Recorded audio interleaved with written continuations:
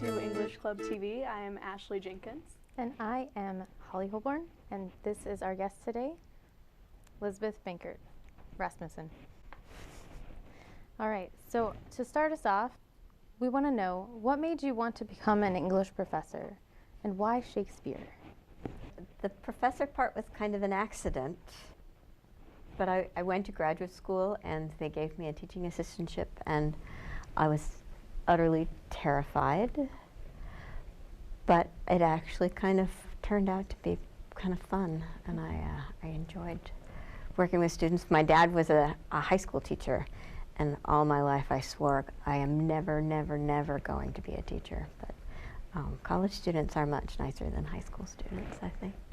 Why were you terrified?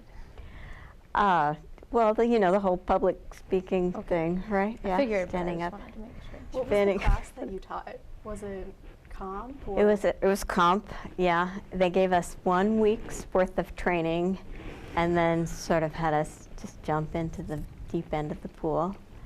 And to make it even more relaxing, it was a computer-assisted class, and I was kind of a technophobe, and I had never used Macintosh computers. So here we were supposed to spend 1 day a week in a Macintosh lab, and I had no idea what I was doing, so somehow I survived, though, and it worked out all right. What were the biggest challenges in getting your degree?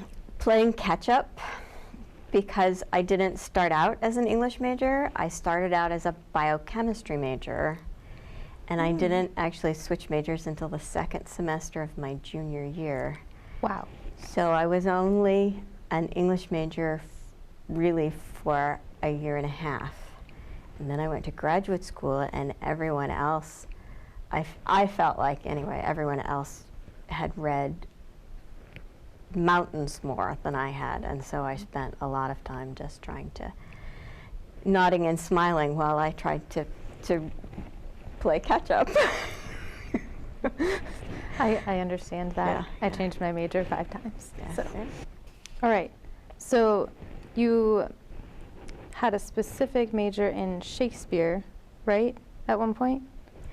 Well, I did my dissertation in early modern literature, and a big chunk of that was with Shakespeare. Okay. Yeah. And you have a definitive passion for Shakespeare now. I do. Okay, so was there any one play by Shakespeare that particularly sparked your interest in him? And if so, what was it? And do you have a favorite? I can't say that there's any one play that started it. I think I just really fell in love with Shakespeare because of the way he plays with words. Puns. Yes. Yeah, so I have a real weakness for puns, and Shakespeare also has a weakness for puns, and so that's what really started the whole Shakespeare thing. My favorite play depends on what I'm teaching at the time. Okay. My favorite history play is Henry V, because that character is so rich. We really get to see him start off as kind of a frat boy teenager who's trying to avoid responsibility, and how we watch how he grows into the role of leader and king, and tries to sort out how you can both be a leader and be moral at the same time, and it's very believable, the story arc that he has. Yeah, the histories were one of my favorite parts of Shakespeare when you taught it. If you could sit down with Shakespeare and ask him any burning question you may have, what would you ask him? What the heck were you thinking at the end of Coriolanus? This is one of the last plays that he wrote, and in the very last scene, there's something like 7 or 8 reveals. Oh, guess what? Your wife was a witch. Oh, guess what? Your wife has killed herself. Oh, guess what? Your wife tried to poison your daughter and your stepson. Oh, guess what? This soldier over here who looks like he's poor as dirt, he is actually your son-in-law in disguise. And oh, guess what? Your daughter who you thought was dead is actually alive, and she's been dressed as a boy for the last half of the play. And oh, guess what? There are 2 boys who disappeared when they were babies. they're still alive and they've been living in the woods by this other. Oh my gosh. I need to read this play. We do. And I can't help but think, how could you possibly think that this would work as real drama on a stage? I don't understand All that the at all. things. All the things. Was it kind of like he was writing just like this normal-ish story, and then at the end he's like, and here's all these plot twists? Well, it's like he writing along and, oh, this is cool, and oh, this is cool, and oh, this is cool. And then all of a sudden he realized, oh, it's got to end. Mm-hmm. And I promised a happy ending, so now we've got to we wrap gotta up all wrap of all the this. seals. Maybe it was like he had a deadline and he had a really bad like sleep deprivation the night he was finishing the play. I think he was just like, yeah, clearly the product of a hangover. Absolutely. Yeah. That's kind of how I feel about Hamlet, how it kind of just, everybody just dies in the Everyone end, where just they're dies. just like, let's just kill off everybody. That's a great way to wrap up this Well- story, this disaster. Solves a whole bunch of problems. yep, Yeah. we're all gonna die anyway. That's right. Let's get a clean slate. Mm-hmm. All right, and so to continue our discussion of Shakespeare, if you could live the life of any character in one of Shakespeare's works, which would it be and why? Not sure that there is a character that I would switch places with, because I wouldn't want to live in 16th century England. Because I kind of like my conveniences, electricity and all that kind of stuff. One of the characters that I like the most is Beatrice from Much Ado About Nothing. She's so funny. Yeah. She's so great. She's smart and sassy, and at the end she gets to marry a guy who's smart and sassy who likes her back. So I guess that's not a bad way to end.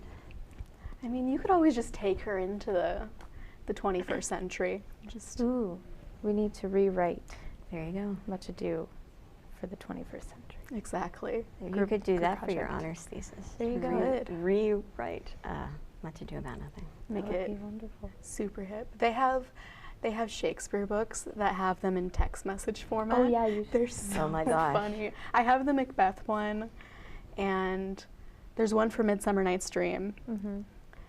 and Yeah. Romeo and Juliet. I think Yeah. it's called like #YOLO Juliet or something. Oh, no, no, oh. So you would probably be so appalled great. if you saw them. But I bet Puck sends excellent text messages. Hmm. Puck's pretty great. He probably tweets. Like, oh my God, Romeo just died. My life is over. It's And great then it was, literature. yeah. So, Dr. Haller recently claimed that Queen Victoria is much better than Queen Elizabeth I. What is your rebuttal? My rebuttal is that Queen Elizabeth faced an awful lot of challenges that Queen Victoria never had to worry about. So it's very different circumstances. When Queen Elizabeth came to the throne, her sister had bankrupted England, so she had no treasury. She faced a country that had been Protestant and then had been force converted to Catholicism under Queen Mary, and then she converted everyone back to Protestantism. As soon as she did that, then the Pope in Rome had her executed and issued an order that said that it was no longer a mortal sin if someone assassinated her. So she faced a whole slew of obstacles that Queen Victoria just never had to deal with. Gotcha. I would respectfully disagree. Okay, so to continue our discussion, what kinds of things do you like to pursue when you're not professoring? But I'm not professoring. Yes, because I make up words. Well, you're an English major, so you're allowed to make up words.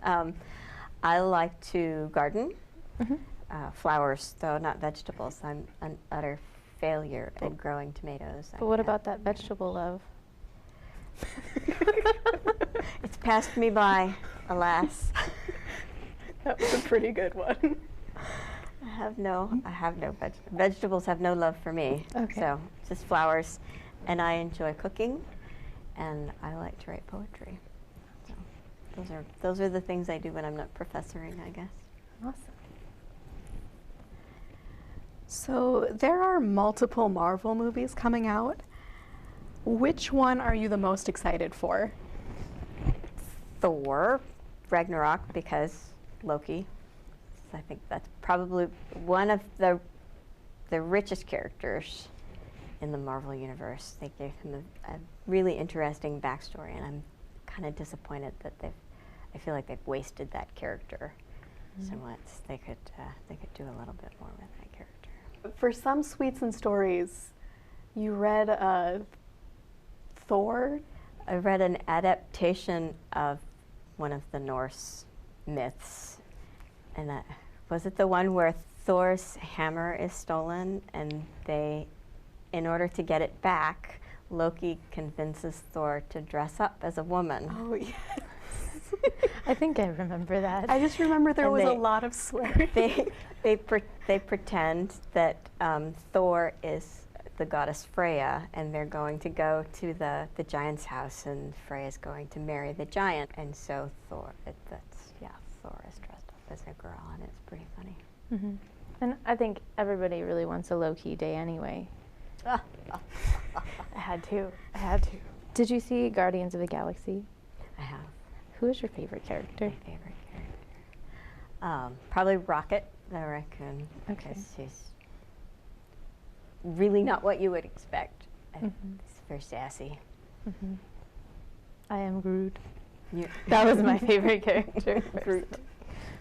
I think the best Marvel movie of the whole lot was probably Captain America 2, The Winter Soldier. I think the storytelling is the tightest in that one. They have a tendency to put too many characters in the movies, and so it gets distracted, and they lose the thread.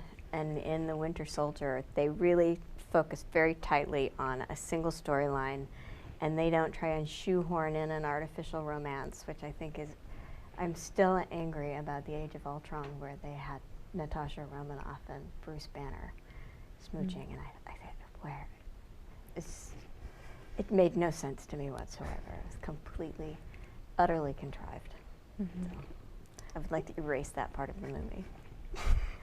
I know this isn't a Marvel movie, but I saw there was a Lego Batman movie coming out, and I love how they just make every superhero into a Lego character.